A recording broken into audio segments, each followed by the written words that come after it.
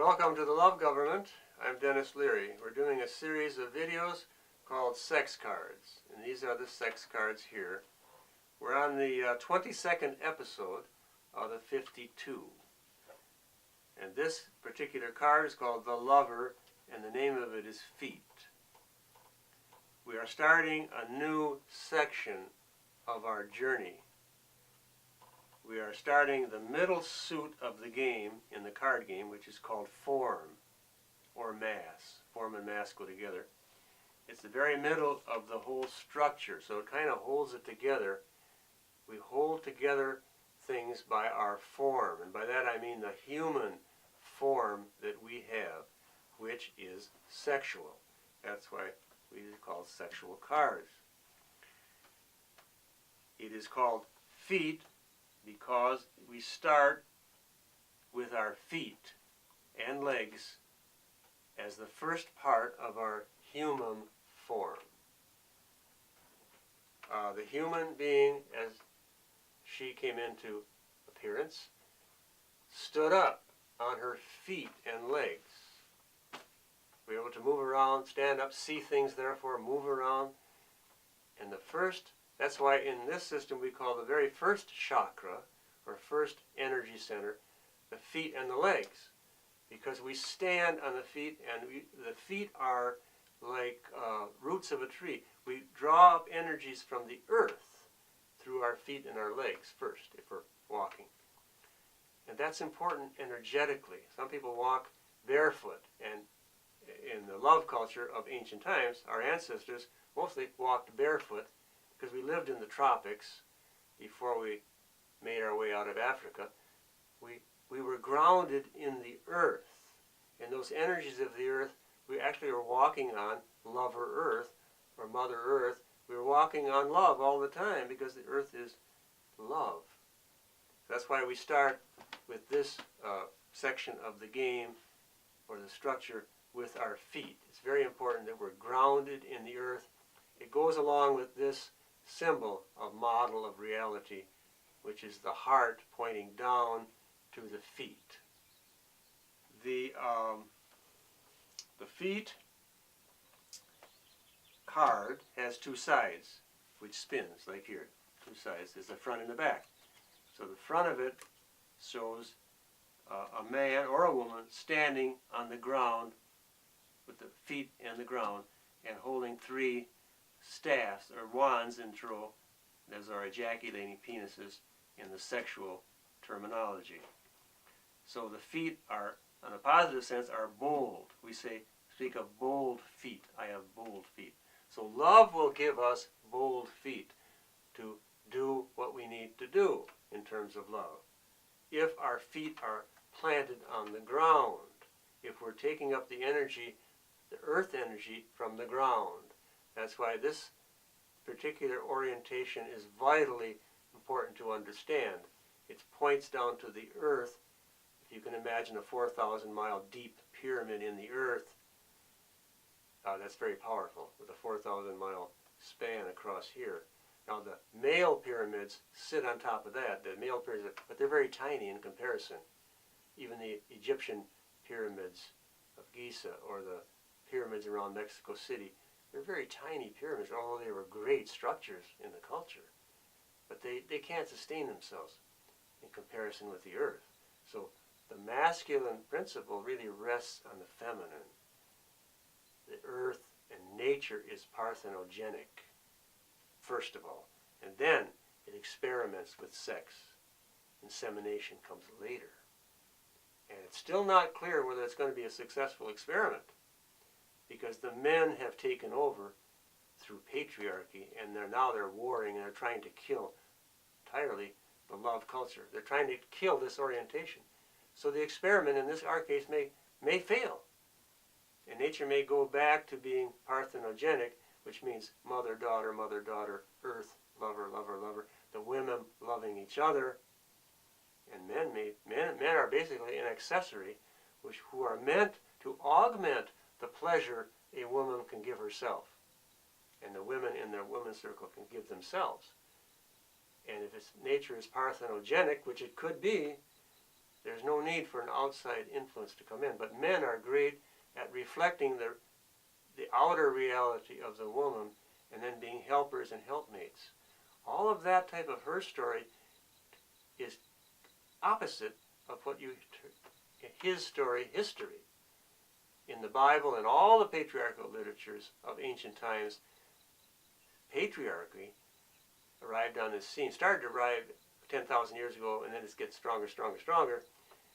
And now, but they rewrite the original story with a lie.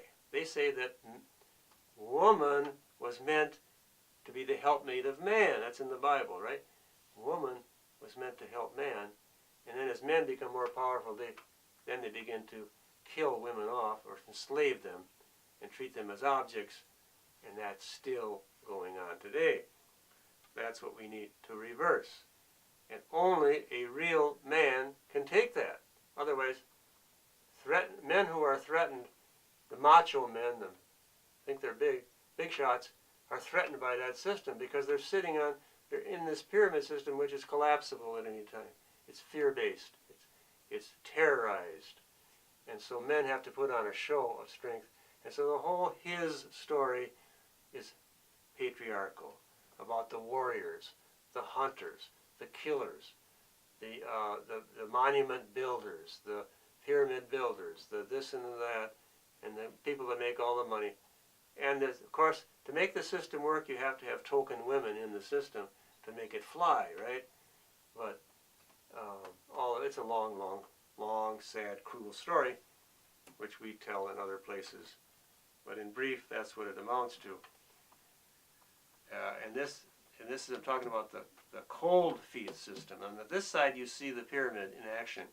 You got the people at the bottom of the pyramid out in the cold. They're the ones that really have cold feet, and that shows it here with the woman and her child apparently, or a young man, injured foot in the snow, and behind in a building, a church, civic type of building, we assume, are the people in the church or the civic building keeping themselves warm, and the people outside are starving or they're freezing to death in the cold, and the people inside are trying to take care of themselves. You know, they don't even see it. They block it off, or they give them just enough support to keep the system safe, and the people so they don't rebel.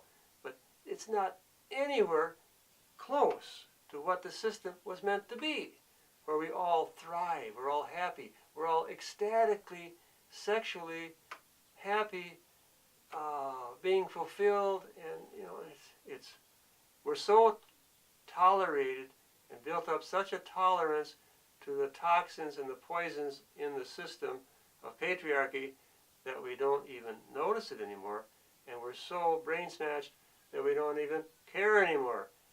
And then we get the final nail in the coffin, which says, you're not really being put in a coffin.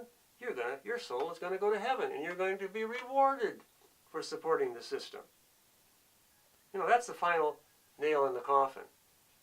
And it's simply not true. It's a big lie system told by the father of lies, which is that great authority. It looks like this with a pyramid hat on. I don't know if you can see this, but pyramid hat pointing up, away from this. So I keep reiterating it because it's important, very important.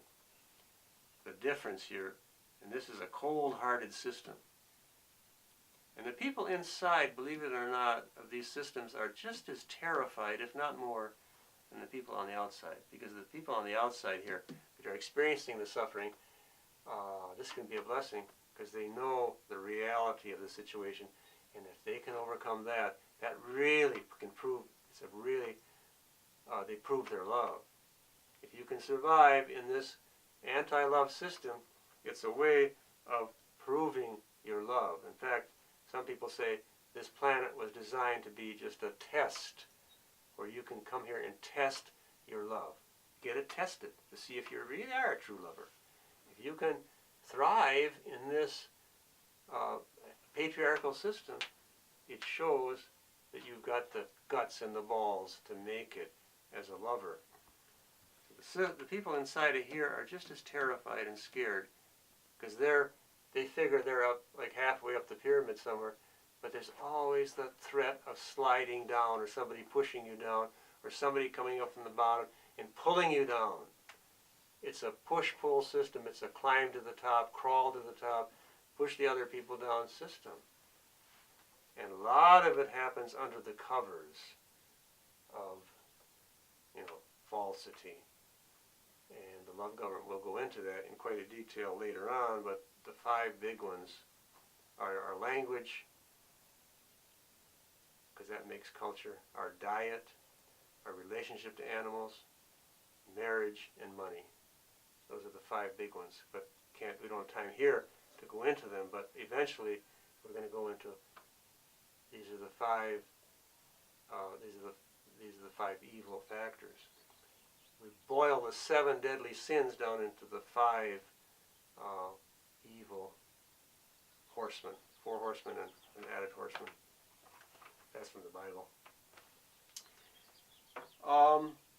These cards are energy generators. They spin. In other words, these cards create energy. And they create love energy. But love has 2 sides. The love government is abbreviated TLG, which means the love government. Now TLG can stand for tough love government or tender love government. But in the middle it's always true love government. So the love government or a love system, by whatever name you want to use, has 2 sides, and one is a tough side and one is a tender side. So the tough side of love, of life, will bring us the experiences we need sometimes. Tough love will be administered to us unless we get the information up front and make a wise choice right in the beginning. Then we don't have to go through lifetimes of this, of suffering, and this is also suffering. We can take a bold stand. So the love government takes a bold stand. We have our feet on the ground. Feet on the ground. That's the first energy center. Feet and legs are the first energy center. And then the second energy center is the seat. So I got my feet on the ground and my seat on a chair. And some people reverse those. They say the seat is the first because this comes from male meditators. They spend so much time on their seats, they think it's the first thing of importance, sitting and meditating in a yogic posture. Anyway, it's a long story. It's a long road. It's a long and narrow road to get to true love because of the circumstances of our lives, past lives included, and then we link to everybody else.